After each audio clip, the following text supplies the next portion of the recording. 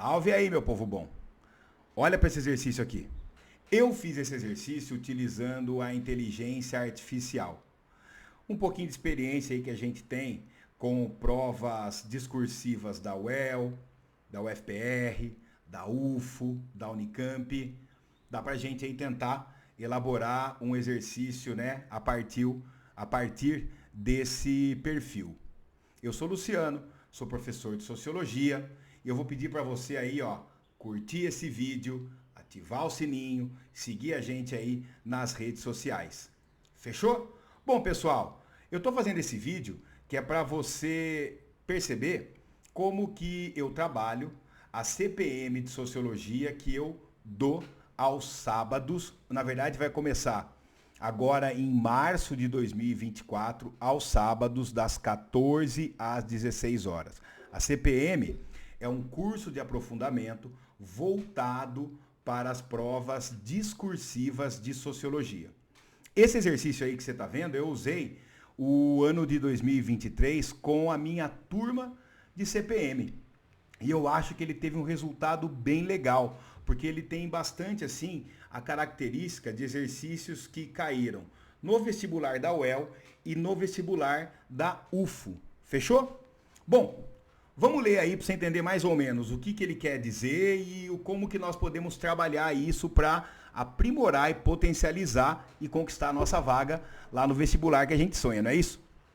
Texto 1. Marco temporal é como ficou conhecida a ação do Supremo Tribunal Federal, que pretende discorrer sobre a reivindicação de posse de terras de povos indígenas. Tal ação estabelece, por sua vez, que apenas teriam direitos sobre as terras aqueles que já as ocupassem no marco do dia 5 de outubro de 1988, dia da promulgação da nossa mais recente Constituição Federal. As denominadas terras indígenas, às quais se refere o artigo 231 da Constituição, dizem respeito àquelas que são ocupadas, por sua vez, por esses povos desde antes mesmo da configuração do Estado brasileiro. Assim, são igualmente reconhecidos suas cultura e seus valores. Então repare, pessoal, que o texto 1 explica o que é o marco temporal e um pouco aí da conexão do marco temporal com a Constituição de 1988. Na nossa aula, a gente teria que, por exemplo, compreender, para começar a discutir esse texto 1, a relação entre os povos indígenas e não indígenas, a forma como os povos indígenas usam e ocupam os territórios tal qual fazem os povos não indígenas, como que se dão as visões culturais e simbólicas de ambos esses grupos e quais as perspectivas de sociedade cada um desses grupos tem. Daria para a gente usar aqui fontes como, por exemplo, Ailton Krenak, Eduardo Viveiros de Castro, especialmente Darcy Ribeiro. Vamos lá então para o texto de número 2. Artigo 231. São reconhecidos aos índios sua organização social, costumes, línguas, crenças e tradições, e os direitos originários sobre as terras que tradicionalmente ocupam, competindo à União demarcá-las, proteger e fazer respeitar todos os seus bens. Observação. Repare que o texto da Constituição e a proposta do marco temporal são incompatíveis nesse caso aí. É por isso que se pretendeu estabelecer um marco temporal, uma data específica para se definir o processo de demarcação das terras indígenas brasileiras, ok? Então, a Constituição define, né, como é feito a proteção aos direitos indígenas e o marco temporal, então, pretende auxiliar ou pretende regrar, regulamentar algo nesse sentido. Parágrafo 1º. São terras tradicionalmente ocupadas pelos índios e por ele habitadas em caráter permanente, as utilizadas para suas atividades produtivas, as imprescindíveis à preservação dos recursos ambientais necessários ao seu bem-estar e as necessárias à sua reprodução física e cultural, segundo os seus usos, costumes e tradições, e isso está na Constituição da República Federativa do Brasil de 1988. Ok? Então você vai reparar aí que o parágrafo 1º afunila o que diz o caput do artigo 231. Muito bem, pessoal.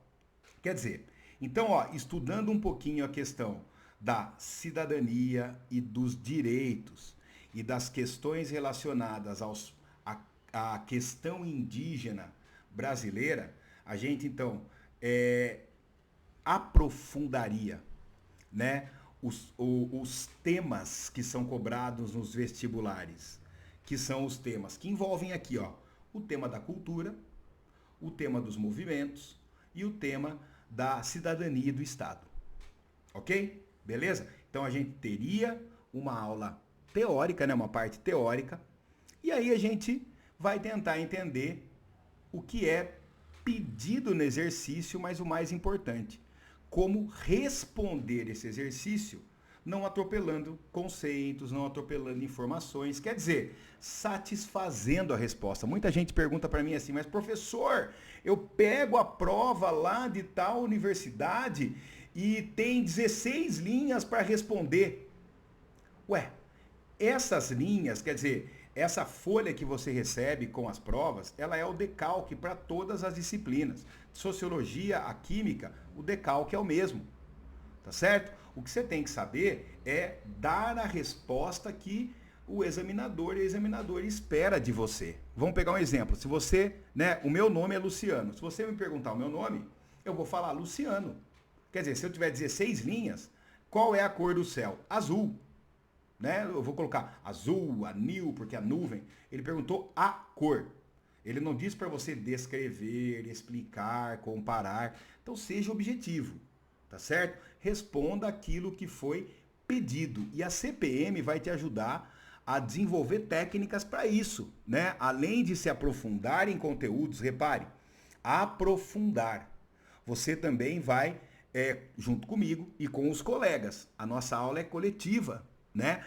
Você vai também melhorar e muito a sua redação e, claro, acertar as respostas. Ok? Vamos lá então, Explique como o marco temporal das terras indígenas, em comparação ao artigo 231, parágrafo 1º da Constituição da República Federativa do Brasil, se relaciona ao fenômeno sociológico do etnocentrismo. Então, essa é a primeira parte. Explicar. Explicar não é citar, comparar, definir. É explicar. Conta para a banca o que está rolando, ok? Em comparação e comparar com a Constituição. Como que isso está relacionado ao etnocentrismo? Então, vamos dizer assim, essa é a parte 1 do exercício A. E aí ele vem, depois que você fizer isso, em seguida, analise como o etnocentrismo pode influenciar as políticas públicas relacionadas às comunidades. Então, pera um pouquinho. Depois que eu falar do marco, Constituição, etnocentrismo, aí eu vou falar da influência do etnocentrismo sobre as políticas para as comunidades indígenas. Ok? Vamos devagar então. Tá certo? Bom, a primeira parte da resposta eu sugeri que a gente escrevesse o seguinte, e depois eu vou deixar aqui na descrição do vídeo uma resposta, né, que eu elaborei para você poder ter um norte para fazer a sua. Por quê? Nas minhas aulas eu costumo dar um roteiro para os meus estudantes de como eles devem começar, rechear e concluir. E é claro que você tem o seu vocabulário, seu conhecimento, você tem mais conhecimento de um assunto do que outro, né? Então você vai ter mais ou menos dificuldade na hora de fazer um exercício, Tá certo? Beleza? Bom, mas vamos lá. Então, a primeira parte, ó. A relação entre marco temporal, constituição e etnocentrismo. O que é interessante a gente colocar lá? A gente pode pensar assim, ó. O etnocentrismo vai nortear a nossa resposta agora. Então, na medida em que a gente tem uma data específica para reivindicação de terras por povos indígenas, tá certo? Isso impõe um critério de validade de demarcação baseado nos valores não indígenas. Então aí se expressa o etnocentrismo. Por quê? Né? O marco temporal, seguindo esta lógica, desconsidera as práticas e ocupações históricas das comunidades indígenas antes da formação do Estado brasileiro, conforme já está disposto nos textos no enunciado. Ignora também as diferentes práticas culturais, históricas e modos de ocupação das terras pelos povos indígenas. Esse primeiro ponto é a relação entre marco temporal, constituição e etnocentrismo. Mas aí ele quer a relação, né? Ou melhor, como o etnocentrismo vai influenciar as políticas públicas relacionadas às comunidades indígenas. Então, primeiro ponto.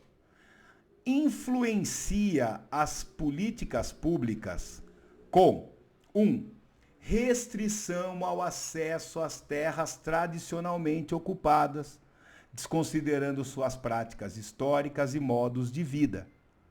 Segunda coisa, a imposição do marco temporal, baseado em critérios externos, reforça a marginalização e a desvalorização das culturas indígenas, perpetuando assim um etnocentrismo em nível institucional e até um racismo estrutural, o que compromete o atendimento das necessidades e a consolidação dos direitos dos povos indígenas. Ok, pessoal? Tranquilidade? Então, ó, tendo essa linha de raciocínio aí na sua cabecinha, certeza que você vai chegar mais rapidamente, mais facilmente na resposta. Mas eu coloquei também, ó, eu sou cruel, um exercício, uma pergunta B. E aí ela vem assim, ó. Como o relativismo cultural poderia oferecer uma perspectiva de alteridade para a compreensão e respeito às práticas culturais dos povos indígenas? Eu me baseei mais ou menos aqui no caso da Federal de Uberlândia e da Unicamp, que costumam colocar testes, exercícios A e B, e o mais interessante é que a Federal de Uberlândia, o A e o B, eles vão ter, vamos dizer assim, dificuldades maiores e menores, dependendo aí do exercício que você pegue.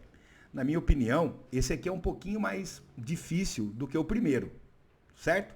Bom, como o relativismo poderia oferecer uma perspectiva de alteridade? Então você tem que saber o que é relativismo, o que é alteridade, né? Relativismo cultural é uma tendência que se opõe ao etnocentrismo, que pratica a alteridade, é uma tendência que reconhece a autonomia e a diversidade das culturas, certo?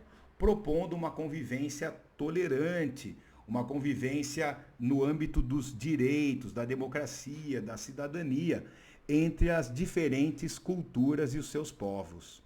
A alteridade é conhecer o outro a partir da cultura do outro, certo? Sem julgamento, interpretando, né, o seu universo cultural e simbólico, certo? Então, o relativismo e a alteridade vão andar de mãos dadas.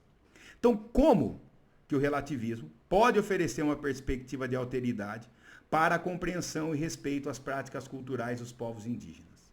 Bom, vamos aqui, ó, elencar alguns elementos. Primeiro elemento que eu elenquei foi o seguinte, né? Oferece uma perspectiva alternativa ao etnocentrismo, é claro, que reconhece a validade e a importância de cada cultura em seus próprios termos. Também coloquei um segundo ponto, ó. As políticas públicas poderiam ser mais sensíveis às necessidades específicas de cada comunidade, respeitando suas tradições e práticas de ocupação da terra ao longo do tempo. E 3, contribui para a preservação da diversidade cultural dos povos indígenas, promovendo uma abordagem mais inclusiva e respeitosa em relação às suas reivindicações territoriais e práticas culturais. Repare, pessoal, a nossa linha de raciocínio para chegar nessa resposta é a Constituição. Reconhece a validade e a importância de cada cultura em sua própria realidade. Você volta lá para o texto 2 e você vai ver, né, que o caput do artigo 231 já fala isso, ó.